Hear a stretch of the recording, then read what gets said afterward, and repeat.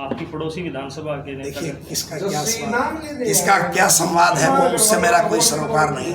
भाई मैं ये कहता हूँ कि अच्छा एक बात बताओ, अगर आज एक बात बताओ, अगर हवा नहीं तो 5 सीटें कैसे आई? आज हवा नहीं तो आज वो आंकड़े उठा करके देखो 90 विधानसभा में कितनी विधानसभा में आप जीत गए। अगर हवा नहीं तो जहां हम 40-45 हज़ार वोटों से माइनस हुए थे इसी जीत से, वहां पर हम कहां आकर के खड़े हो गए। मेरी खुद ड्यूटी लोको कॉलोनी में लगी हुई थी, 800 वोट बीजेपी को मिली तो 645 हमें मिली।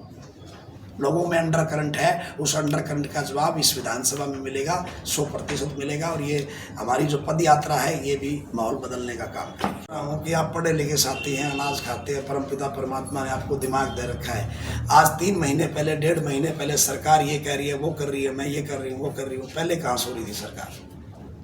आज हालात ये हैं गिल साहब की मेरे पास फ़ोन आते हैं, मतलब कल एक हस्बैंड वाइफ आए हुए थे, रोजगार नहीं है, 5,000 रुपये की नौकरी मांगने के लिए, मतलब आंखें नम हो जाती हैं उनके परिवारों को देखते हुए, कैसे क्या करें उनके लिए।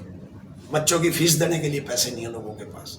अगर मैं ऑन द कैमरा कह रहा हूँ तो ऑन द रिकॉर्ड में आपको चेक करा सकता हूँ कि आप एक बार स्लम बस्तियों में जाइए, सरकार कह रही है हमने ये दे दिया, हाँ डाल दोगे आप, जनधन में भी पैसा डाल दोगे, सब में पैसा डाल दोगे, लेकिन जनता जान चुकी है। अंडर करंट आपने देखा ना, लोकसभा ने अंडर करंट दिखाया, 400 पार की किस तरह से घड़ी निकाल के लोगों ने सरकार को जो है चलता करने का काम कर दिया था। ये तो थोड़ी सी कसर रही है, वह भी कभी न कभी मैं पलटती। लेकिन आपके ही नेता कहते हैं कि कांग्रेस भी टिकट लेना नहीं, ये भी टिकट लेना और भी टिकट लेना, दोनों ही प्लान भी। अच्छा, शहर गांव से आगे जाकर अब लोग कास्टिज्म की बात भी करते हैं कि यहाँ से आज तक कोई कांग्रेस का जाट प्रत्याशी नहीं जीत पाया है। मैं इस पे अंकुश लगाऊंगा। सबसे पहले तो मेरा इस बार सबसे बड़ा टारगेट ये है कि जिस प्रकार से लोग घर छोड़ते नहीं, घर बैठ करके सिर्फ जातीय समीकरण बना करके टिकटों की तरफ बाट जो रहे हैं, वो इस बार देखेंगे कि उन्हें मुंह की खानी पड़ेगी। ये गारंटी है मेरी आपसे। तो कितने आश्वस्त है? तो 100% होता है, उसके 200% आश्वस्त हूँ। पार्टी गाइडलाइन ने जो बात कही है, मैं तो ये कह रहा हूँ अगर मेरिट में से मेरिट और उसमें से भी मेरिट अगर छांटेंगे, अगर तब मैं उनके फ्रेम में आता हूँ तब मुझे टिकट दे, अदरवाइज जो उनके फ्रेम में आता हूँ उन्हें टिकट तो एक को मिलनी है, टिकट नहीं मिलती है फिर क्या अगला कदम रहेगा? बी प्लान भी वही है कि लोगों का जिसको मिलेगी उसको ताकत दे देंगे अपन, और क्या।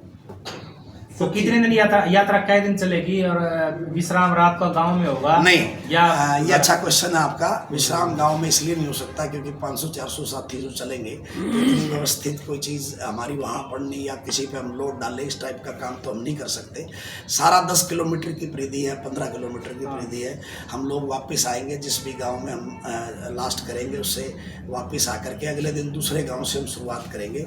इसके अंदर हमारा बीच में 1-1.5 घंटे का विश्राम और लंच रहेगा किसी न किसी गांव में, जहां पर हम लोग हमारे साथी रुकेंगे। गर्मी के इस मौसम में इतना गैप तो बनता है कि 1-1.5 घंटे का रेस्ट लेंगे हम सिर्फ, और उसके अलावा कंटिन्यू चलेगी यात्रा। और ये यात्रा का हमने जो डिज़ाइन बना लिया है वो 14 तारीख तक का बना दिया है।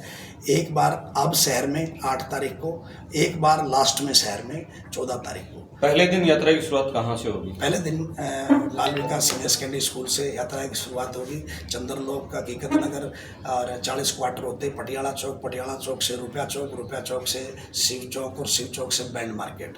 रामराय गेट पे हमारा थोड़ा सा विश्राम का साथियों ने वहाँ की जो हमारी टीम है उन्होंने व्यवस्था की है, जलपान की व्यवस्था की है। वहाँ हम रुकेंगे 1-1.5 घंटा मंदिर में, रविदास मंदिर में।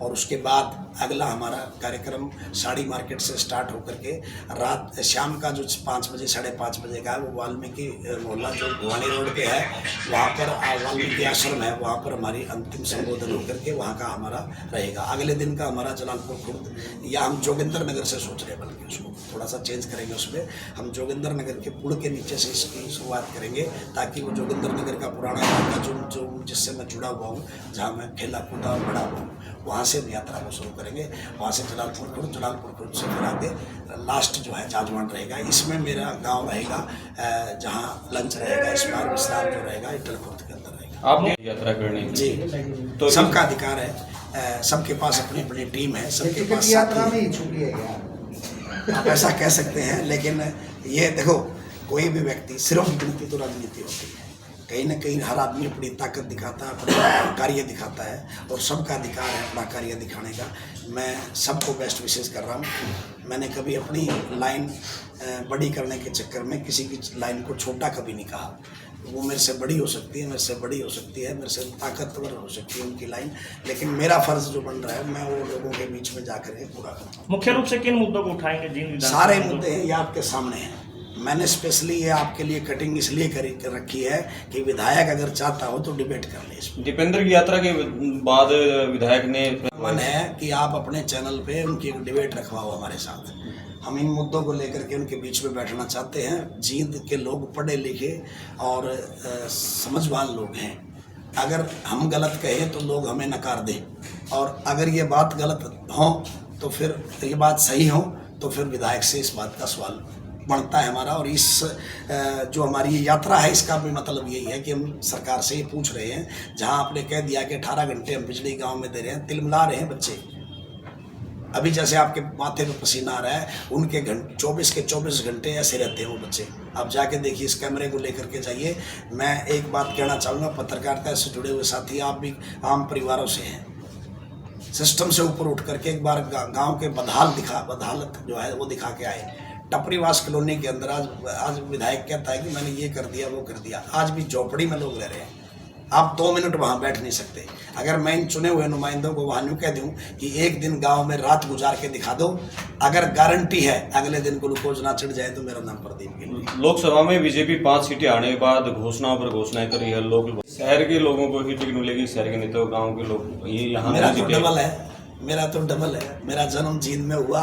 ग्रामीण क्षेत्र की पृष्ठभूमि से मैं संबंध रखता हूँ। ग्रामीण अंचल के 15 गांव से तो मैं 2010 में ही आशीर्वाद ले चुका हूँ। और बात रही उसके अलहदा गांवों की या वार्ड की, वार्ड में इसमें 2 में मेरा जन्म हुआ सावित्री नगर में। तो लोको, चंद्रलोक, हकीकत नगर, 40 क्वार्टर, पटियाला चौक, सावित्री नगर, नेताजी कॉलोनी, जोगिंदर नगर, शीतलपुरी, शिवपुरी, राजनगर, रामबीर कॉलोनी, हकीकत नगर, हमारा पटेल नगर। अगर हम बात करते हैं, फिर मैं 14 साल बोल रहे हैं, ये 14 साल बोल रहे हैं कि मुझे कोई गली कोई मोहल्ला आप टिप्स पे ले लो। अच्छा गिल साहब, सीधी सी बात है जी, जैसे रघुवीर भारद्वाज जैसे काफी मेहनत कर रहे हैं। देखो इनका जायज भी है कि टिकट मांगना, टिकट दो, लेकिन कुछ लोगों का ऐसा भय है कि घर बैठे बैठे टिकट मिल जाएगा। आज तक वो गांव में भी नहीं गए। देखिए, मैं एक बात का पक्षधर हूँ आपकी बात का।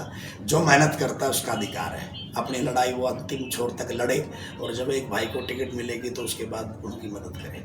लेकिन जहाँ बात आती है, कुछ लोग, मानता हूँ आपकी बात को, कि 6 महीने पहले 3 महीने पहले होर्डिंग लगा देते हैं। पार्टी पॉलिटिक्स जो चलती है ऊपर से वो सब देख रही है कि किसने धरातल पे काम किया, क्या है बैकग्राउंड, क्या है सिस्टम, क्या है, वो सब देखेगी। अब उनका भी विचार होगा। जो भी भाई आज ये कह रहा है कि मेरी टिकट है, जेब में है, फलाना है, अभी तो स्कैनिंग कमेटी बनी है, अभी तो जो है ना सर्वे चल रहे हैं, बहुत सारी चीज़ें हैं मापदंड। सरकार बनाने के लिए पार्टी जिस प्रकार से आपने देखा होगा, पीछे आपने सोचा भी नहीं होगा कि कैसे प्रत्याशियों का चयन किया, ऐसे ही प्रत्याशी सरकार बनाने के लिए चुने जाएंगे। ये मेरे भाई हैं, साथी हैं, हर आदमी का अपना अपना एक वक्तव्य है। भाई की अगर टिकट पक्की है तो मैं बेस्ट विशेष देता हूँ उसको।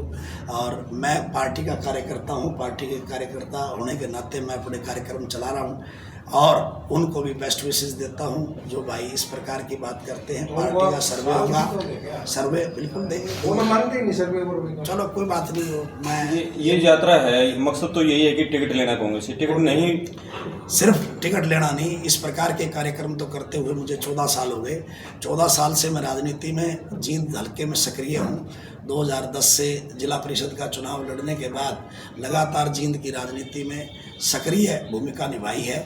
इसको आप टिकट से जोड़ते हैं तो इसमें मुझे कोई एतराज़ नहीं, क्योंकि हर आदमी जो फील्ड करता है वो इलेक्टिव पॉलिटिक्स की तरफ ही जाता है। तो मेरी भी इलेक्टिव पॉलिटिक्स की इन दिनों भाजपा सरकार बड़ी सौगातों की बौछार कर रही है। आज भी मुख्यमंत्री जींद आ रहे हैं, क्या कुछ कहना चाहेंगे? आप अनाज खाते हो, परमपिता परमात्मा ने आपको दिमाग दे रखा है सोचने समझने का। 6 महीने पहले, 3 महीने पहले, 2.5 महीने पहले, और अब तो 1 महीना पहले अगर जींद की जनता या हरियाणा की जनता को आप लॉलीपॉप दे रहे हैं, बेवकूफ़ कोई नहीं है धरती पे। वो सब समझ रहे हैं। जिस प्रकार से लोकसभा में करारा जवाब मिला है, अब तो विधानसभा पूर्ण बहुमत से सरकार भी बनेगी, और पूर्ण बहुमत से भी आगे जाकर के आंकड़ा हम लोग छुएंगे। गिल साहब है, बड़ी बात तो शर्मा जी ये है इस यात्रा की कि एक तरफ सरकार झूठे बातें करती है, कहती है कि हमने इतने गांव में 24 घंटे 18 घंटे बिजली दे दी। पर परसों नरसों का वाक़या है, रात को 11 बजे मुझे भी जाना पड़ा लोगों को सड़क से उठाने के लिए। 11-12 बजे परसाना गांव के लोग सड़क पर बैठे मनोहरपुर आकर के, और मनोहरपुर के अंदर उन्होंने जाम लगाने का काम किया, लेकिन वहाँ बीच बचाव करके हम लोगों ने उन्हें जहाँ उठा करके प्रशासन ने आश्वासन दिया कि भाई हम लोग आगे बिजली व्यवस्था को ठीक करेंगे। बच्चे तिलमिला रहे थे, उनके लगातार बिजली कट लग रहे थे, 5 मिनट बिजली आ रही थी, 5 जा रही थी। तो एक तरफ सरकार कह रही है कि हम लोग इतने घंटे बिजली दे रहे हैं, दूसरी ओर आज कच्चे कर्मचारी सड़कों पर है, जहाँ पर नुमाइंदे चुन करके जाते हैं अपने गांव का काम करने। सरपंच को किस प्रकार से इस सरकार ने पीट करके उसकी आवाज़ दबाने का काम किया। अभी पिछले दिनों सुरसुराहट से ये भी है कि नगर परिषद के एमसीओ पर भी जो है कलम चला दी गई है, उनको भी पूर्ण रूप से अधिकार नहीं मिल रहे हैं अपनी ग्रांट लगाने के। बहुत सारे मुद्दे हैं जिनको लेकर के। आपका एक साथी कहता है टिकट मेरी है, बाकी तो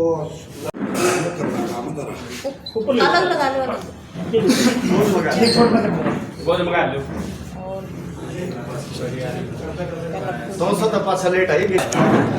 आइए जी गिल साहब, और स्टार्ट होगी थी पड़ताल तो बाद में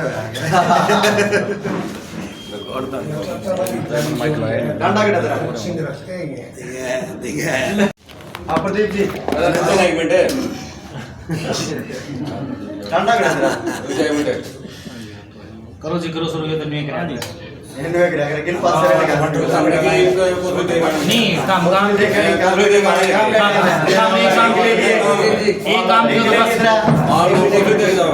काम क्यों तो मेरा नुकसान करो हमारा चला दिया जी। सबसे पहले तो उस पत्रकार साथियों आपको और जींद के सभी निवासियों थोड़ा आगे हो मामूली सर कुर्सी सबसे पहले तो जींद वासियों को और आप पत्रकारिता से जुड़े हुए सभी साथियों को तीज के त्यौहार की हार्दिक शुभकामनाएं। साथियों, जैसा कि हमारे प्रिय सांसद दीपेंद्र हुड्डा जी ने हरियाणा मांगे जवाब नामक कार्यक्रम के तहत पूरे हरियाणा में पैदल यात्रा का शुभारंभ किया था और जींद में भी वो आए थे, और जींद में हमारी एक जिम्मेवारी लगी थी कि जींद के अंदर भी हर कार्यकर्ता घर घर तक इस बात को जहां पहुंचाएगा कि इस सरकार ने लगातार सत्ता में रहकर जो आपको वादे किए थे उसकी बदखिलाफ़ी करके आज लगातार 9.5 साल के अरसे में फिर से ये आपके बीच में लॉलीपॉप लेकर के आए हैं। हम लोगों ने बहुत सारे ऐसे जवाब तलब किए सरकार से, और ख़ास तौर पर विधायक जी से मेरी तरफ से ये जवाब है कि वो जवाब दें। आज ये पूरे जींद की बदहाली का हमने पूरा लेखा जोखा विधानसभा के हमारे जो यहाँ चुने हुए विधायक हैं उन्होंने पीछे जवाब देने के लिए भी उन्होंने पीसी की थी। यहाँ पर आपके नज़र में आएगा कि सारी चीज़ें बुरी हालत में है। सफाई के लिए करोड़ों रुपया डकार लिया गया, या वो पैसा कहाँ गया। आज जींद के अंदर इतनी बुरी हालत है कि सीवर का पानी पीने के लिए लोग मजबूर हैं। पिछले दिनों आप लोगों ने एक वीडियो देखी भी होगी, एक हमारी माता की जहाँ टांग टूट गई, वहीं पर उन्होंने बताया कि हमारी पूरी गली में पानी के सीवरेज के जो वो हैं अंदर ही अंदर मकानों को इस तरह से कमज़ोर कर दिया कि तरेड़े आ गई, धस गए मकान, और बच्चे बाहर नहीं निकल पाते, स्कूल नहीं जा पाते। दूसरी तरफ सरकार और मौके के हमारे विधायक ये कहते हैं कि हमने जींद को पेरिस बना दिया है, जींद को हमने कायाकल्प। युवा नौजवान 36 बिरादरी के लोग सड़कों पर आकर के हम लोग पैदल यात्रा जो कर रहे हैं उसका शुभारंभ हम रेलवे रोड जो है जंक्शन स्कूल से आगे हमारा लोको कॉलोनी और गांव जलालपुर कला के बीच से यात्रा का शुभारंभ करेंगे, और आप उसमें देखेंगे कि हजारों की संख्या में नौजवान मातृशक्ति और मिल करके इस सरकार से जवाब तलब करेगी। इस कड़ी में 8 तारीख से शुरू करके इस यात्रा का पूरे जींद के हलके में 36 गाँव में और 31 वार्ड में हम प्रयास करेंगे कि हर जगह से होकर ये यात्रा गुजरे। तो क्या